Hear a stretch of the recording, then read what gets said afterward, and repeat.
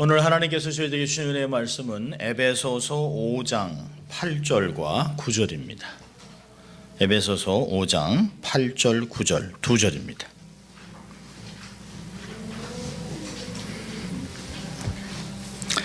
하나님의 거룩한 말씀을 봉독해 드릴 때 여러분의 심령에 은혜가 있기를 소원합니다. 하나님의 말씀입니다.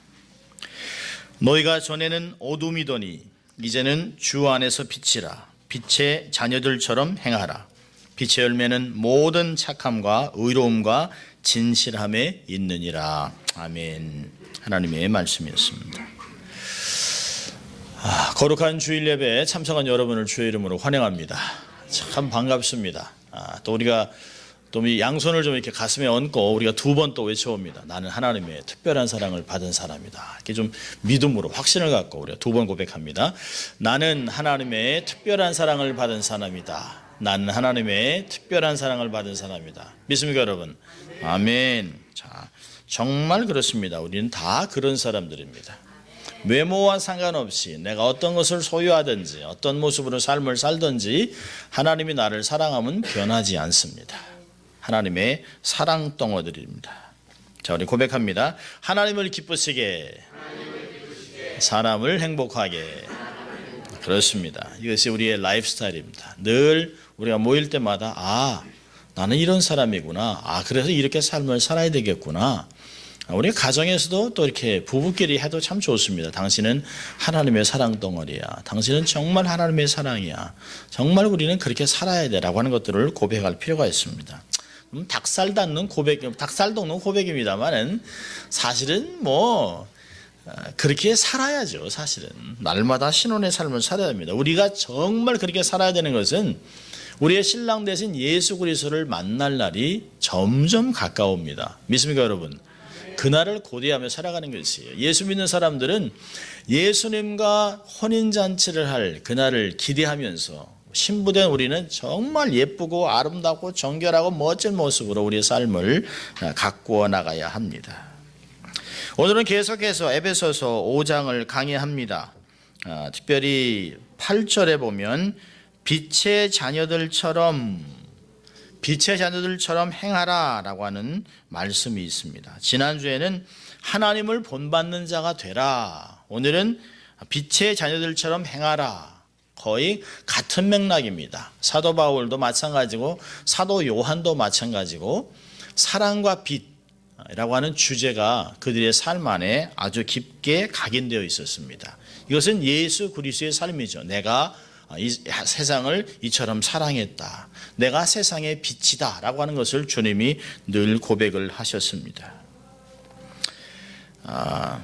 우리가 어릴 때 읽었던 또 들었던 동화 얘기인데요. 왕자가 된 거지. 어린아이들 소설에 많이 있습니다. 어느 날 왕이 이제 그 궁궐 밖을 나가서 암행 시찰을 하게 됐습니다. 이렇게 막 다니다가 많은 사람들을 보고 백성들이 참 편안하게 잘 사는구만 하고 기뻐하는데요. 이것저것 돌아다니다가 다리 밑에 산 거지 소년을 보게 되죠. 그리고 왕의 마음이 너무너무 민망해졌습니다. 옷은 다 해지고 얼굴은 꾀죄죄하고 영양이 부족해서 바짝 마르고 눈도 제대로 뜨지 못하는 자기의 백성을 보고 왕이 저 아이를 데려다가 내가 아들을 삼으리라 라고 얘기합니다. 꿈 같은 얘기죠.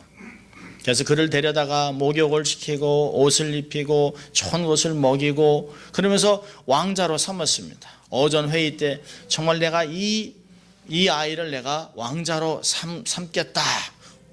모든 백성이 만조백관들이 그렇게 하십시오. 성은이 참 대단하다고 얘기하죠. 성은이 만극합니다. 꿈 같은 얘기죠. 사실 이런 일은 없습니다만은 동화 이야기니까. 동화 이야기니까. 근데 이 아이가 자기 옷을 볼 때마다 너무 신기한 거죠. 음식이 막 차려진 걸 보고 너무너무 신기합니다. 화려한 장식, 따뜻한 침대, 이불 대단하죠. 그런데 시간이 지나면서 이것이 불편해지는 것이에요. 그리고 자꾸 옛날을 생각하죠. 내가 진짜 이러다가 어느 날 떨려나는 거 아닌가? 그리고 아침에 일어나면 손을 씻으러 자꾸 밖으로 나가려고 합니다. 신하들이 왕자님 어디 가십니까? 왕자가 하는 얘기가 그럽니다. 예, 아저씨, 제가 손을 씻으러 굴다리밑으로 가야 됩니다. 거기에 물이 있습니다. 시냇물이 졸졸 흐릅니다. 근데 신하가 왕자님 여기 따뜻한 물 다 또 왔습니다. 그냥 말씀만 하십시오. 그러면 됩니다. 신하들이 많습니다. 뜨거운 물 가져와라. 손 씻을 그 대야를 가져와라. 그러면 됩니다. 그런데 자꾸 이러다가 어떻게 할까 해서 이불 밑에 음식도 숨겨놓고 또 옷도 있으면 한 벌 또 이쪽에 숨겨놓고 그런 삶을 살아가는 것을 보고 왕의 마음이 너무너무 아픈 거죠. 왕이 그를 불러다 얘기합니다. 아들아, 내가 너를 아들 삼아 이제 앞으로 내 뒤를 이어 왕이 될 터인데 네가 그것을 확실하게 믿고 왕자의 훈련을 받도록 하여라. 결코 내가 너를 내치지 않는다. 이 나라의 모든 백성들 앞에 내가 내 아들됨을 선포했다. 그리고 아들을 이렇게 품어주고 아들이 그제부터 아버지의 사랑을 깨달았다라고 하는 동화의 이야기가 있습니다. 여러분, 이 동화를 들으면서 뭐 그런 일이 있겠어? 라고 하는 생각도 합니다. 얘기니까 뭐. 그런데 사실은 우리의 삶의 이야기입니다. 우리가 하나님의 아들과 딸로 왕자와 공주로 삼아주고 하늘나라의 정말 상속자로 삶을 살아가는데 우리는 가끔 옛 생각을 하는 것입니다. 내가 정말 하나님의 아들 맞나? 내가 왕자 맞나? 내 하나님의 딸이 맞나? 내 모양이 하나도 안 바뀌었는데 내 하나님 딸이 정말 맞을까? 정말 그리스도 안에서 변화된 신분을 가지고 당당하게 살아가는 것이 아니라 마치 이 이야기같이 거지같이 자꾸 옛날을 그리워하고 옛날대로 살려고 하는 모습들을 우리 안에 발견하게 됩니다. 하나님의 자녀로 왕같은 제사장으로 살고 있는지 아니면 여전히 세상 사람들과 똑같이 살면서 의식주를 걱정하고 근심하고 좌절하고 현실을 비관하면서 분노 속에 살아가는가, 아니면 세상이 주는 편안함을 가지고 그냥 희희낙낙 쾌락을 즐기고 세상에 더 재밌는 것이 없을까 세상을 찾아다니고 있지는 않는가를 우리가 돌아볼 필요가 있습니다. 여러분, 예수 그리스도를 구주로 만나고 구원의 감격을 경험했던 에베소 교인들 정말 하나님으로 만족합니다. 내가 하나님 나라의 백성 된 것을 만족합니다. 내가 그리스도인 된 것을 자랑스러워합니다 라고 삶을 살아가다가 어느 한순간부터 에베소 교회 안에서 예수 믿지 않는 불신자들도 행하지 않는 모습들이 막 드러나기 시작합니다. 음행, 우상숭배, 간음, 거짓, 이런 모습들이 입에도 담을 수 없는 일들이 막 벌어지고 있습니다. 옛날이나 지금이나 교회 안에는 완벽하지 않기 때문에, 완벽한 사람들이 한 명도 없기 때문에 어려움이 있을 수 있습니다. 그러나 정말 우리가 기억해야 될 것은 우리가 누구냐는 것이에요. 우리가 그리스도 안에서 구원받은 사람이라면 그 구원의 감격을 잊지 말고 그 부르심 따라 당당하게 세상에서 삶을 살아내야 된다라고 하는 것이에요. 오늘도 얘기하잖아요. 새 사람이 됐다. 옛 구습을 쫓아가는 그 모습들을 벗어버리고 이제는 예수 그리스도로 옷 입고 새 사람이 되라고 얘기합니다. 지난주에 봤던 것 같이 하나님의 사랑을 듬뿍 받은 자녀들 같이 하나님을 본받는 자가 되라라고 얘기하고 있습니다. 우리는 신앙생활을 하면서도 두 가지 양면적인 극단적인 현상들을 발견하게 됩니다. 우리가 열심히 신앙생활하는데 고난이 옵니다. 여러분, 예수 믿으면 만사형통, 그건 복음이 아닙니다. 예수를 믿어도 고난이 옵니다. 그때 우리의 믿음이 진가가 드러나는 것이에요. 고난을 당하면 사람들이 대개 어떤 걸 취하냐면, 어려움을 당하면 역시 믿음만으로는 안 되나 보다. 신앙만으로는 안 되나 봐. 기도만 해서 안 되나 봐. 라고 세상 것들을 쥐기 시작합니다. 걔도 이것도 해보고 저것도 해보고 그리고 자꾸 백업 플랜을 만듭니다. 또 한쪽으로는요.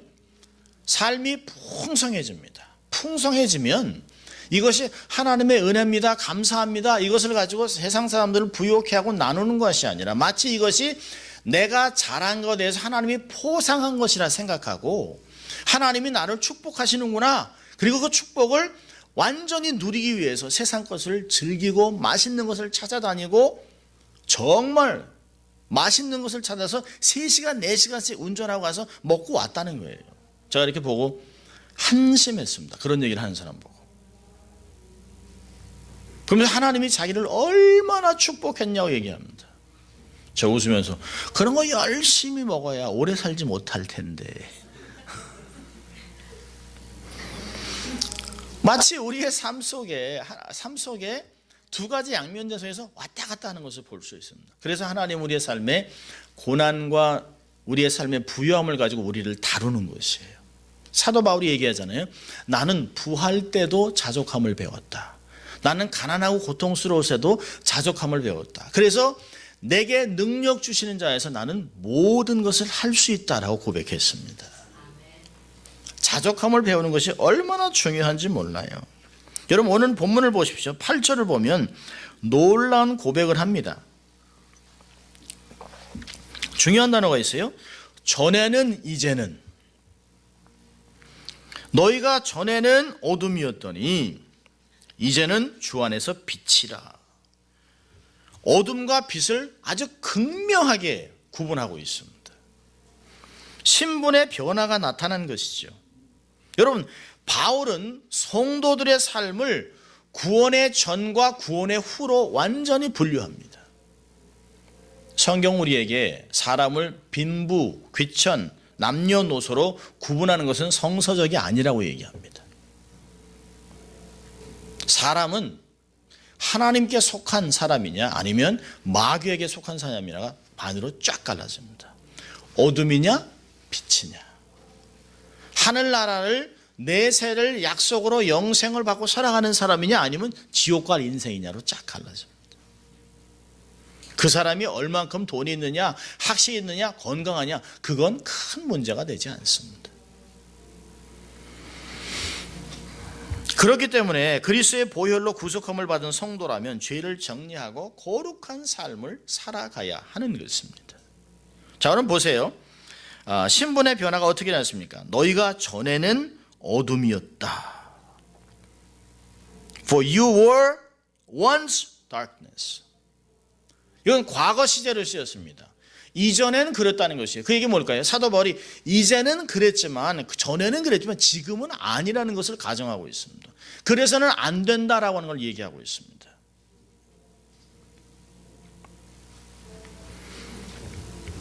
본질상 진노의 자녀입니다. 여러분 에베소 2장으로 갑니다. 에베소 2장.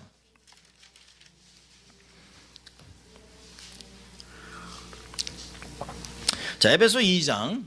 이전에 우리는 어떤 사람이었나를 사도 바울은 이야기합니다. 에베소 2장 1절부터 3절까지 우리 같이 읽습니다. 너희의 허물과 죄로 죽었던 너희를 살리셨도다. 그때 너희가 그 가운데서 행하여 이 세상 풍속을 쫓고 공중의 권세 잡은 자를 따랐으니 곧 지금 불순종의 아들들 가운데서 역사하는 영이라. 전에는 우리도 다 그 가운데서 우리 육체의 욕심을 따라 지내며 육체와 마음에 원하는 것을 하여 다른 이들과 같이 본질상 진노의 자녀였더니, 예, 그렇습니다. 허물과 죄로 죽었던 사람입니다. 어떤 분들은 이렇게 기도해요.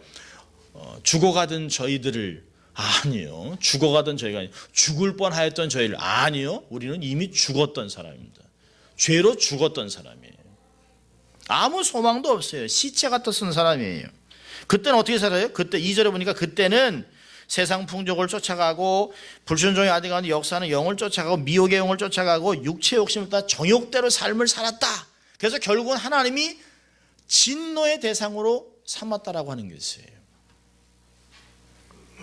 그때는 총체적인 부패. 여러분 오늘 에베소 본문에서는 너희가 전에는 어두움 속에 거했다 이렇게 하지 않습니다. 어둠 가운데 있었다 그러지 않습니다. 너희가 전에는 어둠이었다. 총체적으로 부패했다는 것이에요. 총체적으로 죄가 온 삶 전체를 지배하고 있었다는 거죠. 삶 전체가 죄밖에 없었습니다. 선이라고는 있을 수 없었어요. 죄덩어리. 여러분 12절 보세요. 2장 12절. 2장 12절 같이 읽습니다. 시작. 그때에 너희는 그리스도 밖에 있었고 이스라엘 나라 밖의 사람이라 약속의 언약들에 대하여 외인이요 세상에서 소망이 없고 하나님도 없는 자더라. 예, 그렇습니다. 그때는 성경은 중요한 걸 얘기하네요. 그때는 이전에는 너희들이 구원받기 전에는 하나님의 새로운 생명을 얻기 전에는 예수 없이는 하나님도 없고 내세 소망도 없고 약속 밖이었다라고 이야기하고 있습니다. 그럼 고린도후서 4장 4절에서는 이 세상 신이 믿지 아니한 자들의 마음을 혼미케 하여 그리스도의 영광의 복음의 광채를 비추지 못하게 했어요. 알 수도 없어요. 우리가 하나님이 누군지, 그리스도가 누군지, 교회가 왜 이렇게 많은지, 웬 곳곳마다 십자가인지 불평불만하는 거죠. 왜 주일날 사람들이 성경을 끼고 저렇게 사람들이 몰려서 한 곳에 모여서 저러고 있는가 알 수가 없는 거예요. 왜 그러는지 모르는 거예요. 왜 주일날 쓸데없이 시간을 낭비하고 교회에 저렇게 모여드나 모르는 거예요. 하나님의 영광의 광채를 막아놨기 때문에. 이사야 5장 20절에서는 악을 선하다 하고 선을 악하다 하고 흑암으로 광명을 삼고 광명으로 흑암을 삼으며 쓴 것으로 단 것을 삼으며 단 것으로 쓴 것을 삼는 그들은 화 있을진저. 그게 뭡니까?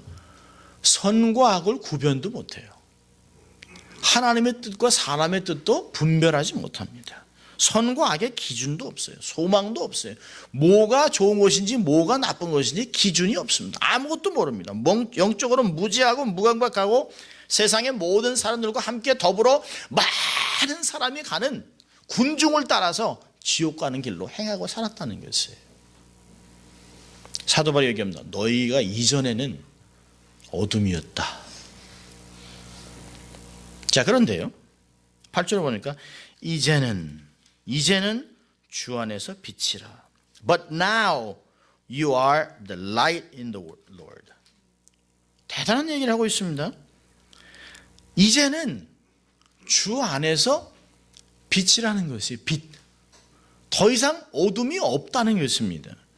재창조의 역사가 나타났다는 것이 죄로 죽었던 사람이라는 탈만 쓰고 있지 하나님도 모르고 하나님의 뜻도 모르고 말씀도 모르고 성령의 능력도 모르고 하나님이 주신 기업의 영광도 모르고 세상에 코를 박고 살아가는 짐승과 같은 삶을 살았던 우리들을 완전히 성령의 역사로 바꿔놓았다는 것이에요. 이제와 지금이라고 한 사이에는 십자가의 구속에 피 흘림이 있는 것입니다. 이전에는 예수님이 없었어요. 이제는 하나님의 영광을 위해 살아가는 것은 그 가운데 내 힘으로 내 노력으로 내 뜻으로 하는 것이 아니라 하나님이 주권적으로 나를 그리스도의 보혈로 씻어냈다는 것이에요. 하나님의 열심, 하나님의 주권, 하나님의 사랑이 우리의 삶을 덮었다는 것입니다. 여러분, 우리가 부분적으로 고쳐진 것이 아니에요. 재생되는 것이 아니에요. 성형했다는 것이 아니에요. 새로운 재창조를 이야기하는 것입니다. 고린도후서 5장 17절 뭐라고 합니까? 누구든지 그리스도 안에 있으면 새로운 피조물이라. New creation in Christ. 이전 것은 지나갔으니 보라 새 것이 되었다. 이전 것은 완전히 끝났다는 것이에요. 여러분, 창세기 2장 7절을 보면 하나님이 흙으로 사람을 만드시고 그 코에 생기를 불어넣으니 그가 생명이 됐다라고 얘기합니다. 우리도 죄 가운데 죽었던, 그런데 우리 안에 성령의 역사로 그리스도의 구속의 사건으로 우리의 삶이 완전히 바뀌었다는 것이에요. 하나님을 부르지도 않던 입에서 하나님이라고 나오는 거예요. 힘들면 주여라고 고백이 나오는 것이에요. 제가 사람들이 이렇게 보면 참 악할 것 같은데도 얘기하다가 아이고 주여 그럼 그래도 저 안에 성령의 역사가 있네. 여러분 2장으로 돌아가 보세요. 에베소 2장 4절을 보면 1절부터 3절까지는 그때는 이라고 얘기합니다. 근데 그때 놀라운 역사가 나타났어요. 4절부터 9절까지 우리 같이 읽습니다. 긍휼에 풍성하신 하나님이 우리를 사랑하신 그 큰 사랑을 인하여 허물로 죽은 우리를 그리스도와 함께 살리셨고 너희가 은혜로 구원을 얻은 것이라. 또 함께 일으키사 그리스도 예수 안에서 함께 하늘에 앉히시고 이는 그리스도 예수 안에서 우리에게 자비하심으로써 그 은혜의 지극히 풍성함을 오는 여러 세대에 나타내려 하심이니라.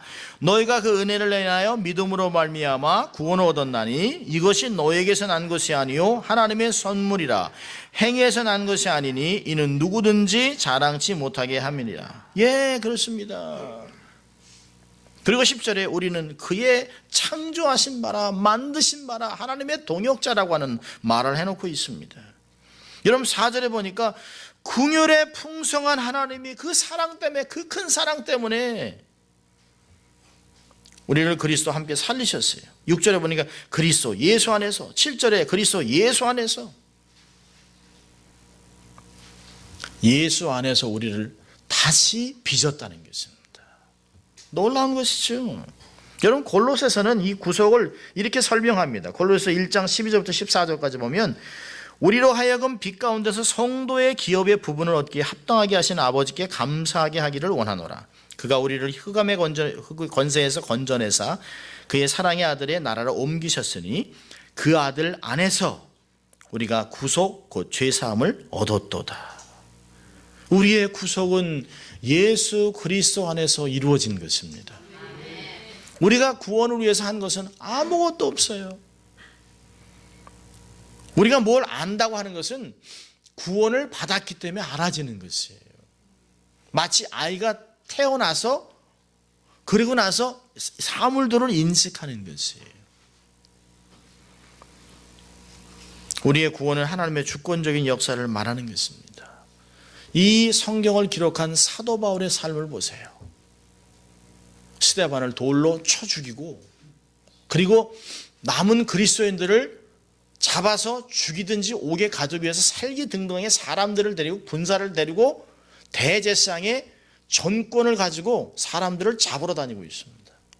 다메섹 소성을 아마 살기 등등하게 갔겠죠. 그러다가 큰 데 대신 주님을 만납니다. 왜 내가 나를 핍박하느냐? 주여 누구십니까? 주여 누구십니까? 라고 얘기합니다. 나는 내가 핍박하는 예수라. 빛을 만나요. 그날부터 순간적으로 바울은 횟가닥 뒤집어집니다. 여러분 우리의 구원이 점진적인 것이 아니에요. 우리가 알기는 서서히 된 것 같지만 한순간에 어느 한순간 우리의 삶이 확 뒤집어진 거예요. 우리의 삶에 재창조가 일어난 것이에요. 그리고 시간이 지나면서 그렇다. 내가 하나님의 은혜로 구원받았구나. 예수님의 은혜가 내 삶에 있었구나라고 알아가면서 헌신을 하고 봉사를 하고 감사하는 것이에요. 여러분 우리는 본질적으로 영혼을 사랑하고 내세를 그리는 그런 인생들이 아닙니다. 우리는 어떨까요? 좋아하는 노래 노세 노세 젊어서 노세. 지금이 좋은 거예요. 지금 막 누리고 싶은 거예요. 젊어서 열심히 일하는 일이 뭐예요? 주를 위해 살겠다? No. 열심히 모으는 건 뭐예요? 노년에 이걸로 보상을 받고 싶은 거예요. 보상을. 근데 하나님 우리에게 어느 한순간부터 나를 위해 살지 않도록 만들어 놓은 것이에요. 야, 이 땅에서 살아가는 것 정점이구나. 정점. 영원히 생각하면 점 하나 찍는 건데 그건 내가 이거 갖고 뭐 있네 없네 뭐 더 주세요 안 주세요 뭐 쥐고 자 이렇게 할 필요가 없다는 거예요. 삶을 살다 보니까. 그래서 예수 믿는 사람들은 느긋해집니다. 넉넉해집니다. 이거 없어도 괜찮아. 하늘나라 가면 아주 깔려있는 게 금인데요. 깔려있는 게. 우리의 집이 보석으로 있는데 얼마나 좋을지 몰라요. 상상해 보세요. 우리 앞에 먼저 가셨던 우리 아버지, 어머니, 우리 장인어른, 믿음의 식구들을 만날 생각하면 얼마나 감사한지 몰라요. 내가 딱 죽고 나면 하나님 앞에 서서 나를 기다렸던, 나를 위해 기도했던 수많은 믿음의 선조들이 왔구나라고 할 거 아닙니까? 우리 권사님도 김기순 목사님도 여보 왔어? 그런 거 아니겠습니까? 아마 그러지는 않을 거예요. 달려올 거예요. 맨발로. 신발이 벗겨듯이 내가 이렇게 오래 기다렸다 이렇게 얘기할 것이에요.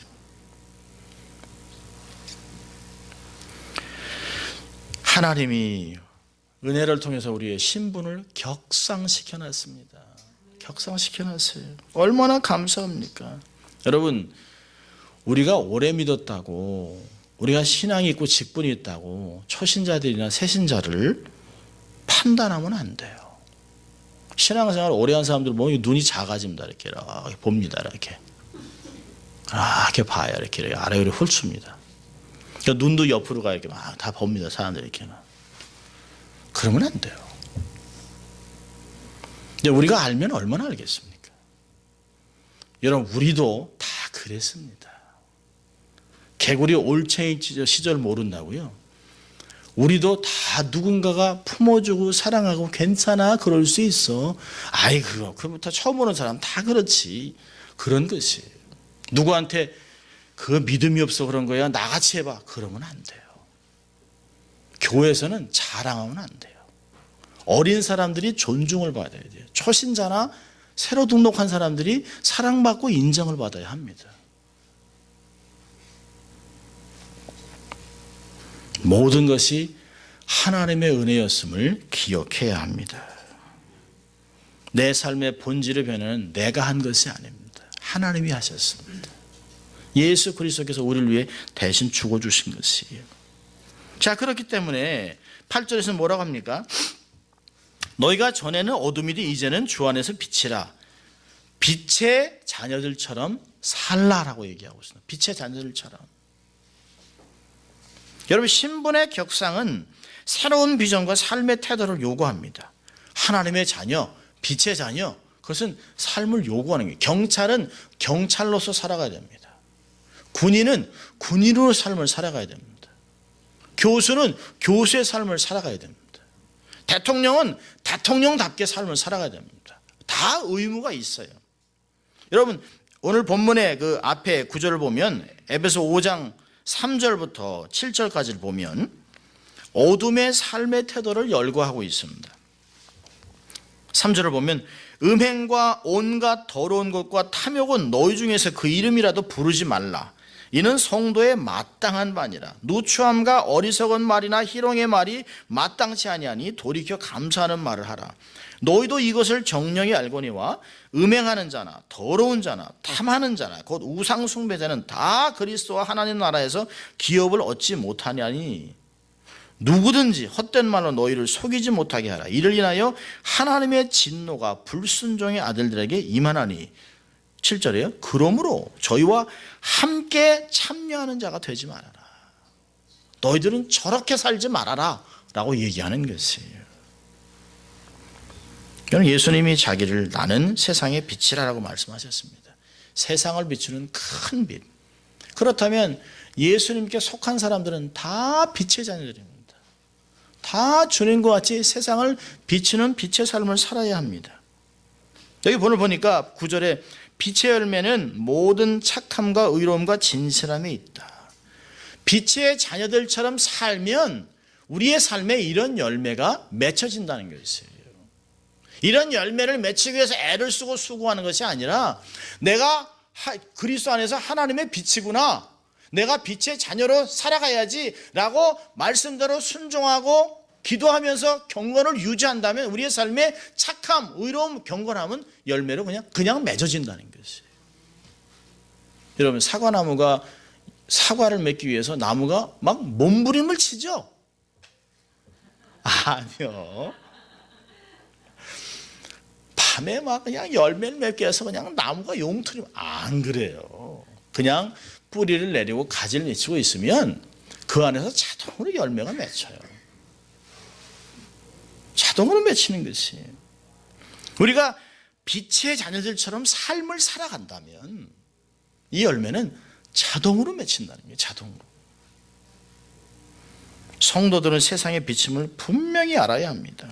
빌립보서 2장 15절은 뭐라고 하냐면 이는 너희가 흠이 없고 순전하여 어그러지고 거스리는 세대 가운데서 하나님의 흠 없는 자녀로 세상에서 그들 가운데 빛들로 나타내며 세상은 우리를 빛으로 알아봅니다. 여러분, 큰 빛을 경험하고 빛으로 살아가는 자들이라면 어떻게 죄 많은 세상에서 살아가야 할까요? 저는 적용을 해봅니다. 자, 우리가 정말 빛의 자녀로 살아간다고 하는 것이 뭡니까? 첫째로는 끊임없이 주 안에 거해야 합니다. 끊임없이 주 안에서 거해야 됩니다.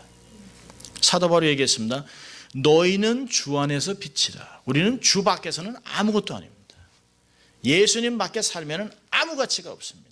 예수님과 동행하지 아니하고 경건을 유지하지 않는다. 우리의 삶은, 크리스천 라이프는 아무 가치가 없습니다. 바울의 신학의 가장 큰 신학 하나가 주제가 뭐냐면 in Christ. 예수 안에, 주 안에 거하는 삶. 사도 바울은 얘기했습니다. 주 안에서 너희가 구원 얻었다. 주 안에 거하라. 주 안에서 너희가 은혜를 받았다. 다 주 안이라고 하는 얘기하고 있습니다. 여러분, 우리의 자랑, 우리의 기쁨, 우리의 삶의 테두리를 기억하라는 거예요. 나의 삶은 주 안에 뿌리를 내리고 있는 것이에요. 크리스천의 삶은 매사에 주 안에서 이루어지는 것이에요. 성화 과정은 주 안에서 이루어지고 성장하고 성숙과 열매를 맺습니다. 주 밖에는 아무 가치가 없어요. 주 안에 거하기 위해서 말씀과 기도에 전념을 해야 되는 것이에요. 자, 두 번째로는요, 어떻게 빛의 자녀로 살아갈까요? 받은 구원을 감사하며 살아야 됩니다. 나의 나된 것은 하나님의 은혜입니다. 나를 구원하신 하나님의 긍휼과 사랑에 감사해야 됩니다. 내가 아는 놀라운 구원의 지식, 하나님의 능력, 이런 경험하는 것들은 내가 우리의 삶 속에 하나님이 알려주신 것이에요. 내가 노력하고 연구해서 아는 것이 아닙니다. 알고 믿은 것이 아니에요. 노력해서 얻은 것이 아닙니다.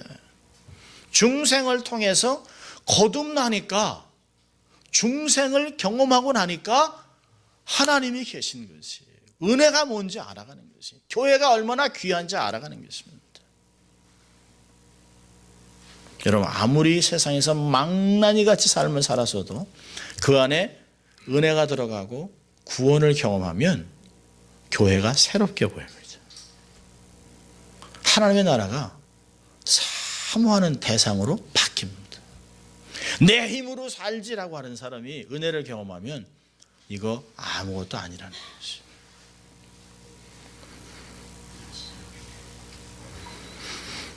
받은 구원을 감사하며 살아야 됩니다. 세 번째로는요, 겸손해야 됩니다.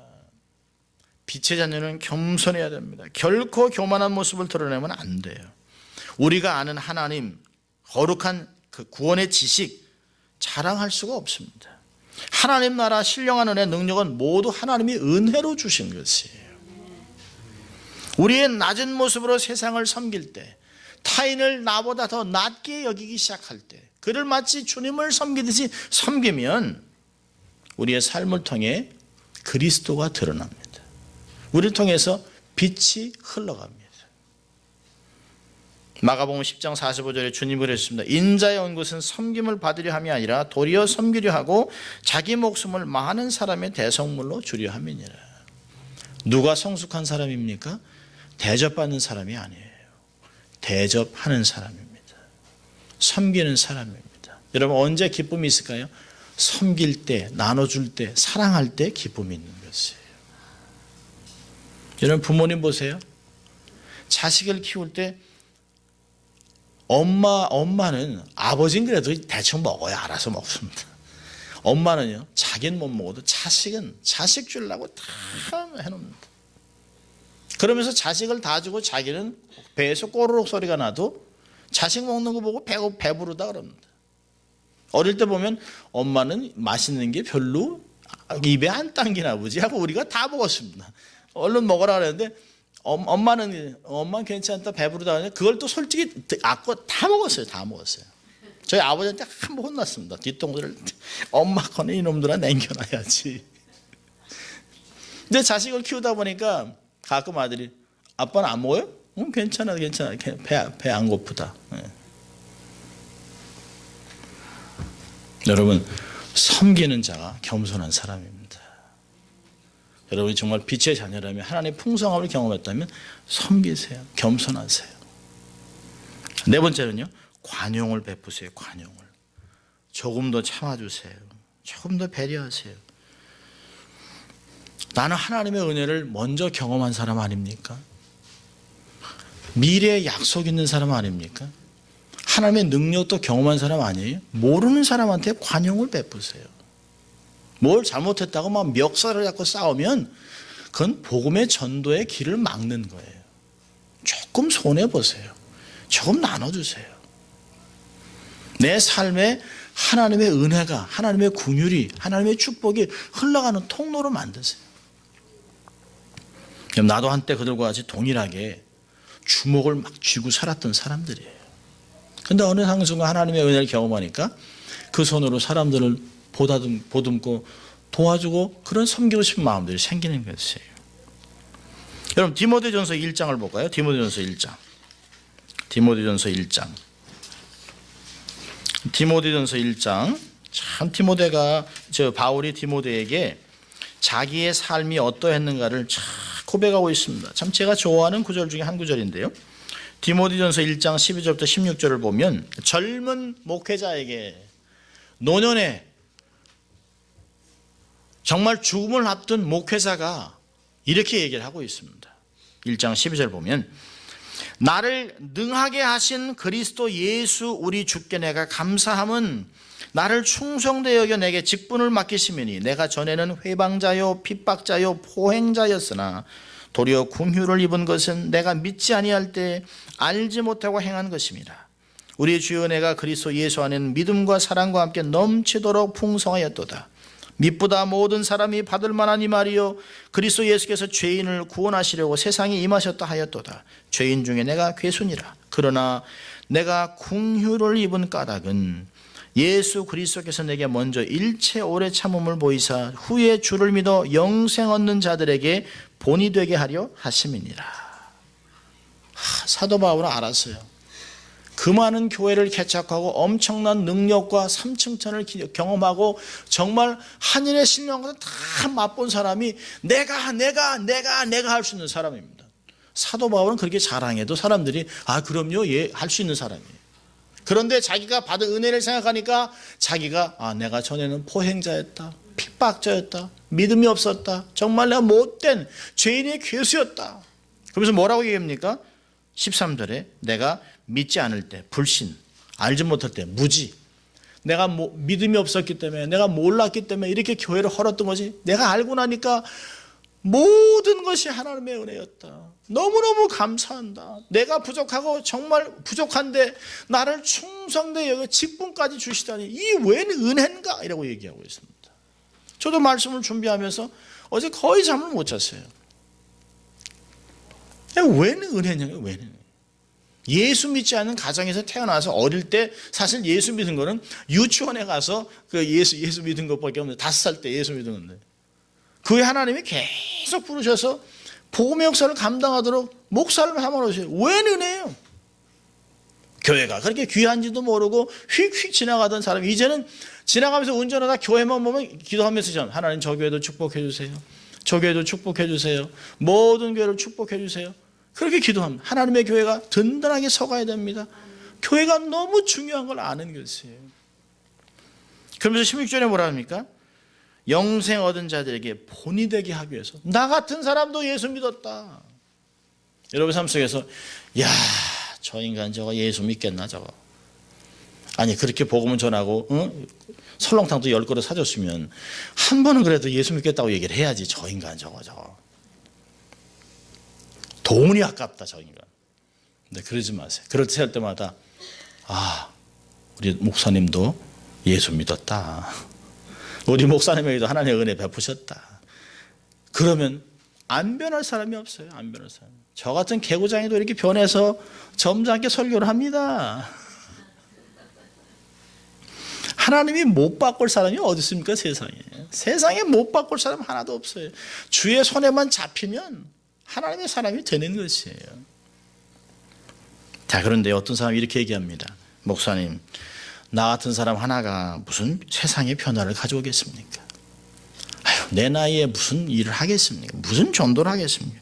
아니 세상이 저렇게 뭐 죄를 떡 먹듯이 물 마듯이 살아가는데 다 저게 뭐 자기의 삶이라고 살아가는 저 사람들 앞에 아니 나 하나 정직하게 살아간다고 뭐 세상이 변하겠어요?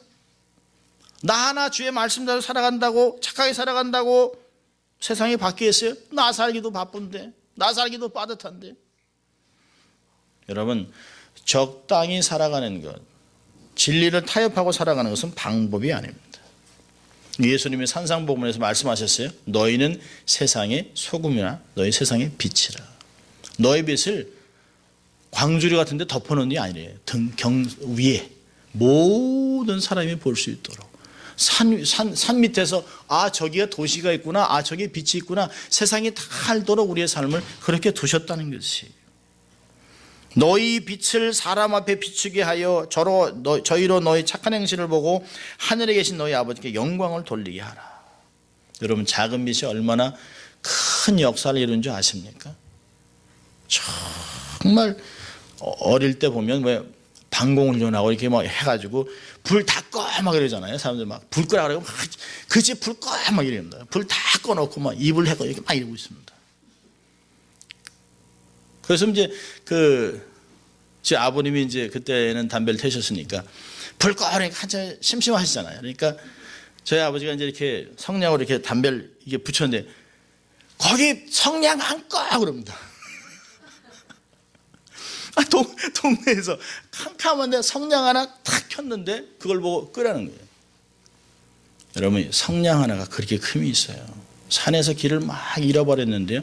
손정등 하나 탁 켰는데 그 빛을 보고 사람이 찾아오는 거예요. 그건 생명의 빛입니다. 여러분 우리가 비록 후 하면 꺼지는 성냥불 같아도 우리가 성냥불로 살아가는 한은 세상이 우리를 보고 달려옵니다. 아 저기 빛이 있구나. 아 참 저렇구나.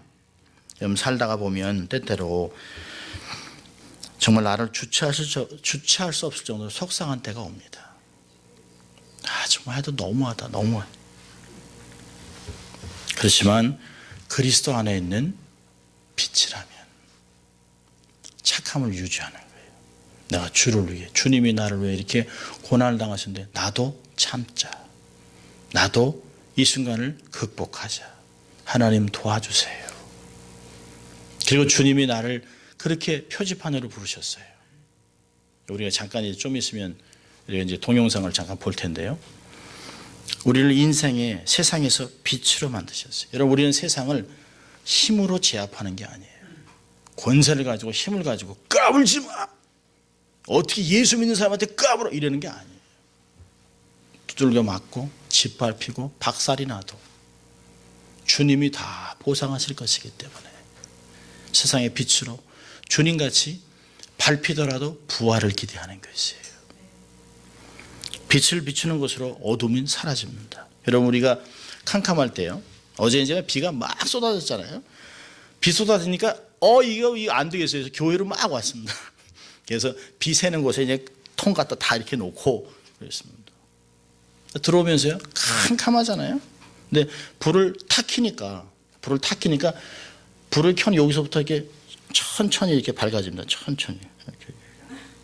천천히. 저긴 캄캄한데 천천히. 그렇습니까? 아니죠. 키면 확 밝아집니다. 여러분 세상이 변하지 않는다 걱정하지 마세요. 우리가 탁 키면 어둠은 순식간에 사라집니다. 하나님 우리가 그런 능력을 주셨어요.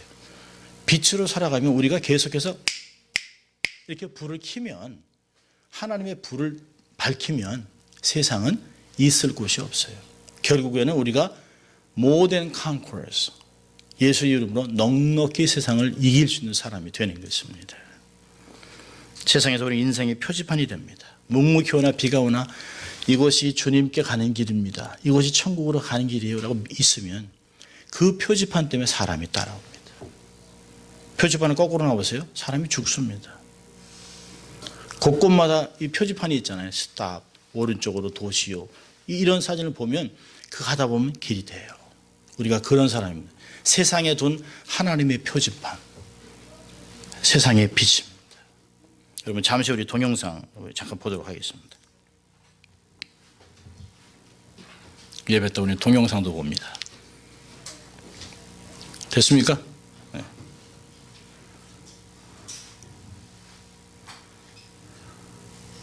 네, 나온다 생각하는 거예요.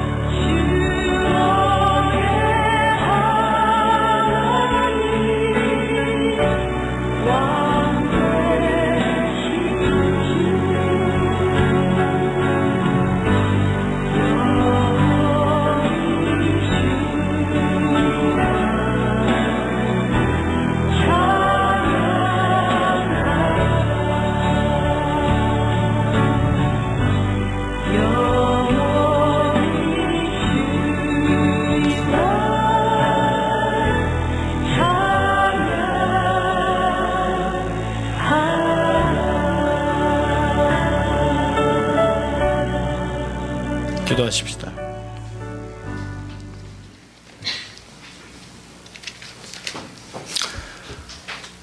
여러분, 주님 다시 오십니다. 주님이 우리의 고난과 수고와 애씀을 아세요. 그리고 우리의 눈물을 닦아주실 것입니다. 인생의 표지판으로 세상의 빛으로 부르셨습니다. 충성되게 감당해서 주의 칭찬을 받는 삶이 되시길 바랍니다. 하나님, 죄 가운데 죽었던 저희들을 그리스도의 보혈로 구속하시고 영생을 선물로 주심을 감사합니다. 그리스도 안에서 저희를 세상의 빛으로 삼아주셨는데 이 놀라운 신분을 잊지 않게 하시고 세상을 비추는 사명을 감당하며 살 수 있도록 도와주시옵소서. 하나님 영광을 드러내는 빛으로 한 주간도 멋지게 살아가는 저희들 될 수 있도록 축복하여 주시옵소서. 감사하고 예수님 이름으로 기도합니다. 아멘.